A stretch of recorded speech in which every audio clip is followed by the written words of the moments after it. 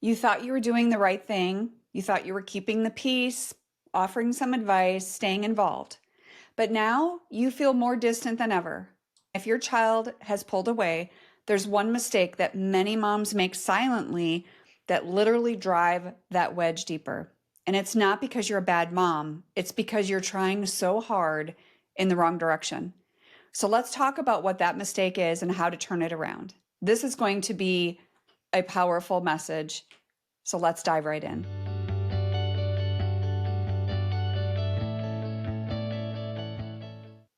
Number one is fixing instead of validating.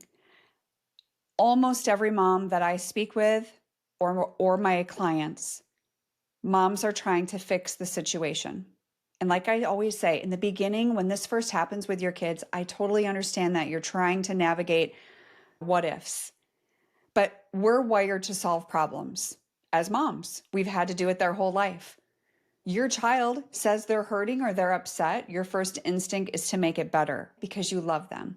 So maybe we're saying, you don't need to feel that way, or here's what you should do. I have the answers. I was just trying to help. But to your child, this can feel like rejection of their feelings. And so what it's showing them is that I don't trust you to feel your own feelings. I don't trust you to navigate your own issues. What they really need, what they really want in that moment is your quiet presence. They're not looking for your advice, most of them. And if they do want it, they'll tell you. What if you responded differently and said, wow, that must have been really painful? Just empathy, no solutions, just empathy and love and body language and listening and literally listening and empathizing with them. I believe that's what they really want. Number two is being defensive before being curious. We're all guilty of this sometimes. This can be one mistake that causes a lot of harm. When they say, you were never there for me, or you hurt me growing up, your first reaction, most moms' first reaction is immediately, but that's not true. You misunderstood. Or you don't know everything that I went through. And all of those may be true statements. It does not serve the conversation with your child when they're telling you that you weren't there for me or I was hurt growing up. It's so normal and it's so human. But defensiveness will block your connection. We have to stop being defensive. If you say something like that, basically what it's doing is telling them, your pain isn't valid. You're good. What if you, rather than doing that, what if you said, I didn't know that you felt that way? Open the door. Can you tell me more? I want to understand. I want to see these things through your eyes. We know what we saw. We know what we felt. We don't always know what they saw and felt. And that is very challenging, isn't it? It's a very challenging thing for moms. So if this hits close to home, if you're nodding your head through this, like, yes, I've been defensive, I want to invite you to a discovery call with me. It's a private call that I offer for moms only, just like you, who are navigating this time of estrangement or even just a difficult relationship with your adult child. It is not a coaching session, but it's a consultation where we can see if the type of support I provide could bring you some clarity, strength, and peace that you've been praying for. If you're interested in that, there's a link below in the show notes. You can hop on and schedule your own call. And then in October of this year, I am hosting my third Rise retreat in Florida. This is going to be 2 days of healing, teaching, and support from other moms who truly get it. And my daughter will be joining us for the first time to share a powerful Q&A with you moms who are present there. So you do not have to carry this pain alone. I always tell my clients, you do not have to spend another day by yourself in this situation of estrangement. You have a support system if you want it. So come and see what's possible. I look forward to seeing you, hearing from you on the discovery calls as well. I look forward to connecting. Number 3 is pushing for resolution.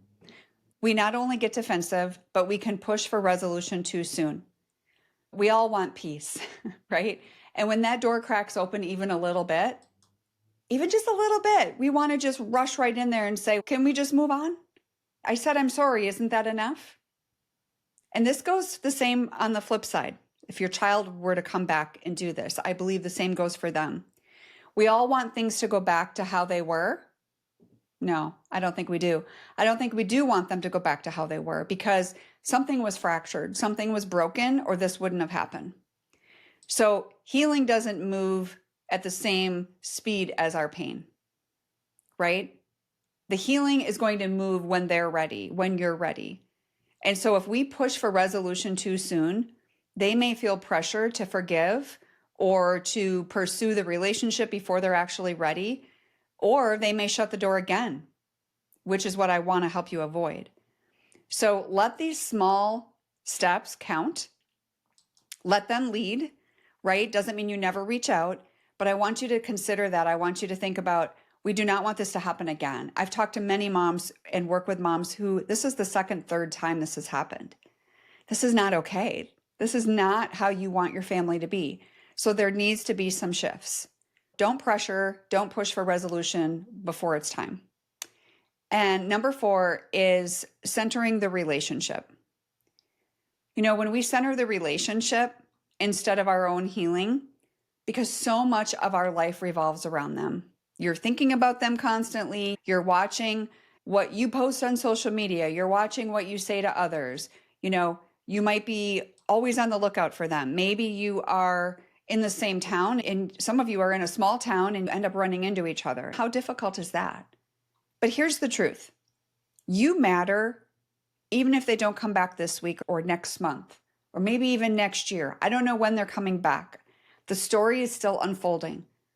But when everything is focused on trying to fix the relationship, you completely lose sight of yourself. You're not even on the top of the priority list. That is where we go wrong because you have to focus on your own growth, your own peace, your future. If you're married, you have other children, you have friends, you have colleagues, healing is going to ripple you into everything else where you can navigate your self-worth and you can navigate your self-responsibility. And those are all the kinds of things that I work with moms on. These are detrimental to your future with the relationship with your child as well. We don't want to get this wrong. We want to remedy whatever was broken. Forgiveness comes into play, absolutely. And we can do that. We can do all of that. So I hope this helps you. I'll see you in the next episode. God bless.